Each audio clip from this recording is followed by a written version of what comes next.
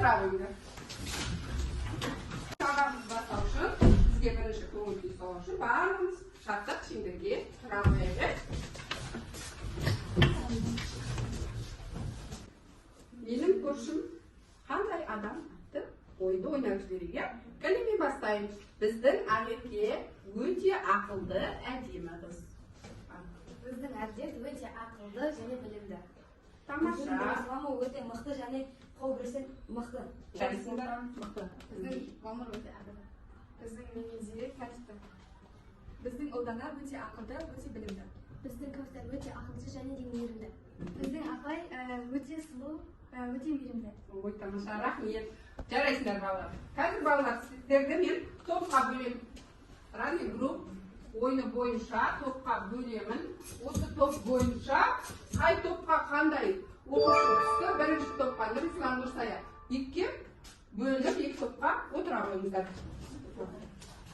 Жазыңыздар топтарға. Біз өткен сабақта ми сыңарлары туралы өткенбіз. Қазір осы ми сыңарлары туралы үй тапсырмасын біз барабан әдісі бойынша ойын ойнаймыз. Қай сұрақ шығады, кім жауап береді? Осыған қарай сұрақтарға жауап беріп отырамыз.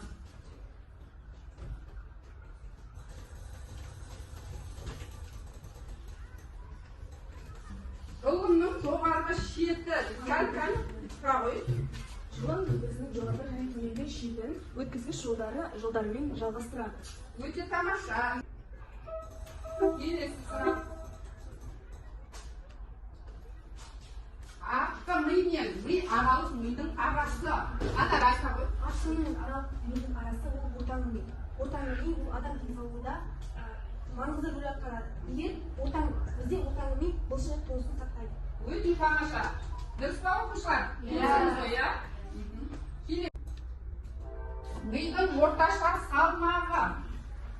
Нұрислам айта ғой. Мидың орташа салмағы 1300-1400 грамм екен, иә оқушылар?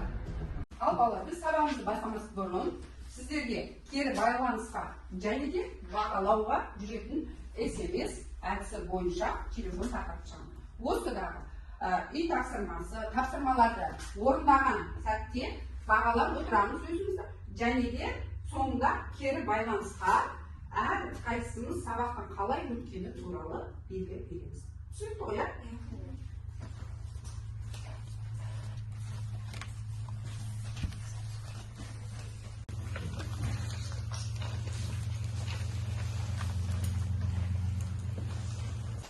Балалар, бүгінгі біздің жаңа сабағымыздың тақырыбы ми бөлімдерінің құрылысы мен қызметі. Біздің бүгінгі сабақтағы мақсатымыз орталық жүйке жүйесі бөлімдерінің құрылысы мен қызметтерін сипаттау. Енді балалар, сіздерге түсіндіріп өтейін. Бізде ми бөлімі 5 бөлімге бөлінеді. Ортаңғы ми, аралық ми, артқы ми, мыйшық және сопақша ми. Бізде ми бөлімдерінің өзіне тән қызметтері бар, ортаңғы миды алатын болсақ, түстерді, пигменттерді реттейді. Және аралық ми зат алмасуды, жүрек қан тамырлары жүйесінің ішкі секреция бездері, зәр шығару жүйелерін реттеу процесі. Артқы ми сілекей бездері және жас бездері, шайнау, ымдау жүзеге асыратын ми. Соңғы ми дәл энцефалон екі жарты сол жақ оң жақтан тұрады.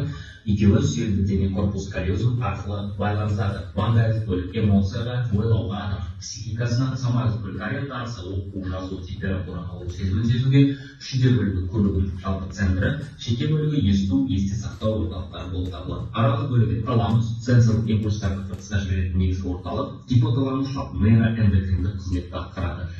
Риберидер статиндер арқылы гипофизді басқарады. Екеуі қосылып диэнцефалон деген латындық атты береді. Ортаңғы месэнцефалон көрудің, естудің қыртыс асты орталығы болып табылады. Ал енді балалар, біз ми бөлімдері туралы бейнебаян көрдік. Қазір топпенен ақылдасып отырып, қандай бейнебаян көргеніміз, қалай түсінгеніміз туралы ортаға айтып береміз.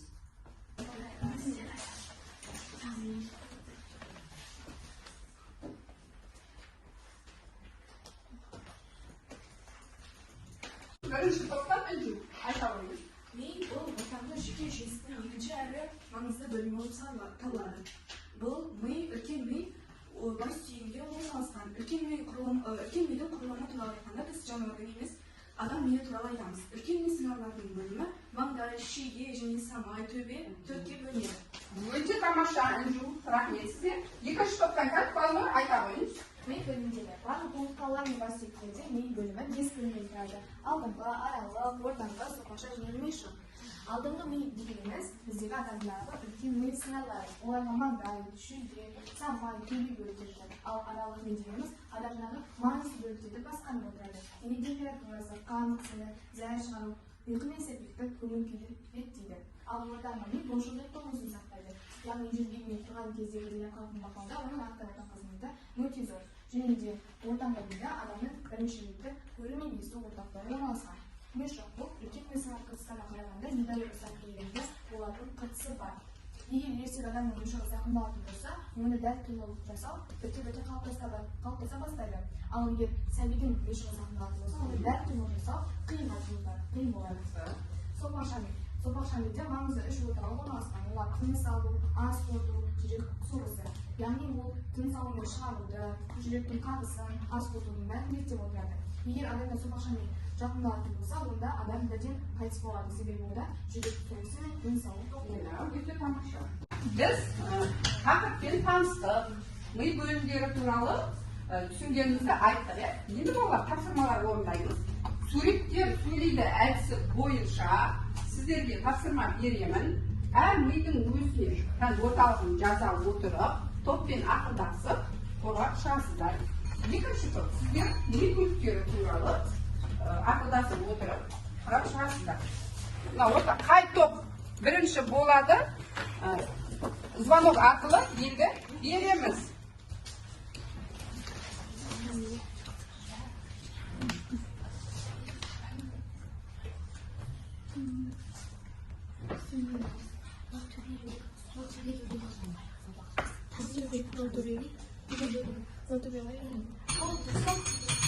Тамаша. Үлкен ми сыңарларының ең тығыз сезімтал аймақтары. Біздің миымыздың өзі әртүрлі сезімтал аймақтардан тұрады.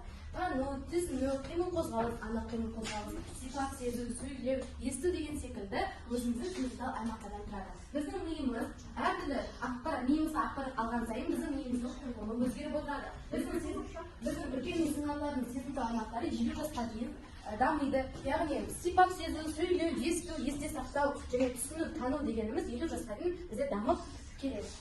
Тамаша. Келесі екінші топ бастаймыз кән. Бізде үлкен ми сыңарлар дегеніміз, үлкен ми сыңарлары жұқа болғанмен 1 сантиметрден артық болмаса да олар денеге мен денелікпен өте тығыз араласып, алты қабат және де көптеген түйінділер түзеді. Дегеніміз мишықта үлкен ми қыртысына қарағанда едәуір ұсақ иірімдер болатын қыртысы бар. Егер ер адамның мишығы зақымдалатын болса, ол уақыт өте келе қайта қалпына келеді. Бізде жұлын дегеніміз, яғни омыртқаның жұлын ми өзегінде орналасқан. Сопақша ми дегеніміз, яғни жұлынның жалғасы секілді. Онда ағзат пен тұздар жұлындағы секілді орналасады. Бізде орталық ми дегеніміз, яғни бұлшық тоңысуын сақтап отырады. Яғни жүрген тұрған кезде дене қалпын бақылауда оның рөлі өте маңызды болады. Балалар, келесі тапсырманы орындайық. Тәрсия әдісі бойынша тағы топтық жұмыс орындаймыз. Мен сіздерге қима қағаздар беремін. Осы қағаздардан бір топ ромбик шығу керек, бір топта пирамида жасау керекпіз. Осы тәрсия әдісі бойынша құрап шығамыз.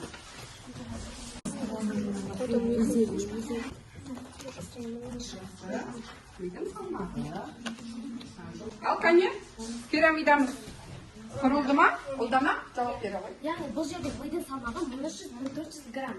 Және де бұлар таралатын теңдеулер саны 34 жоқ. Сонымен қатар мидағы мидың алдыңғы жағында ми бөлімдері тұрады. Жақсы. Мидың салмағы 1300-1400 грамм болып есептеледі. Және де ми бөлімдері сопақша ми, мишық, ми көпірі, ортаңғы ми.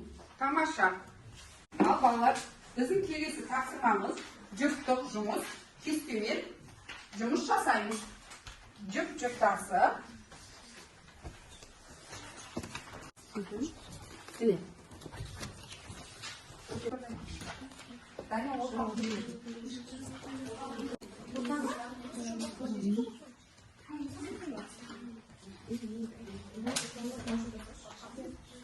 Балалар, әр жұптан бір-біреуін шығып, бір-бірін тапсырманы айтып шығайық, иә? Балалар, бұл сопақшаның ақтарына үш орталық орналасқан. Олардың мысалы жүрек қағысы жөнінде асқорты осыларда ертең отырады. өте тамаша. Келесі, Анара. Аралки үлкен мисиналардың астында орналасқан. Ол ағзада маңызды рөл атқарады. Қан қысымы, зәр шығару, ұйқы мен сезімділік. Жалпы айтқанда эмоциялық сипаттау. Одан кейін бұлшық ет тонысын сақтайды, яғни жүрген не тұрған кездегі дене қалпын бақылауда сақтайды. Ортаңғы миды көру және естудің бірінші реттік орталығы болып саналады. Оның қызметі өте маңызды. Ал енді балалар, бүгінгі сабақты қорытындылау барысында біз тектес әдісі бойынша сабақты қорытындаймыз. Қазір мен сіздерге үштік кодтар тақап беремін. Осы кодтар арқылы берілген тапсырманы орындаймыз. Тапсырма.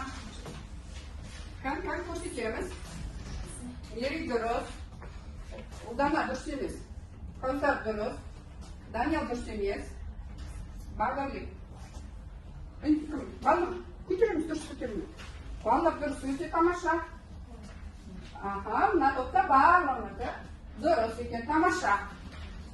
Артқы ми мен аралық мидың арасында орналасқан. Kan көтереміз. Көтереміз. Мери, балып дұрыс, Ұлдана барлығымыздікі дұрыс. Тамаша. Келесі топ. Нұрдәулет, дұрыс болмайған, қалғанымыздың барлығымыздікі дұрыс. Балалар, енді сабақты қорытындылау барысында бағалау парағымызға белгі беріп, аты жөнімізді жазып болсақ, кері байланыс жасаймыз. SMS арқылы, иә? Жақсы балалар. Оқушыларға көп рахмет. Балнұр, және Мери, Ұлдана, Каусар, Үнжу, Анара, Азеке өте тамаша, иә? Бүгінгі сабақ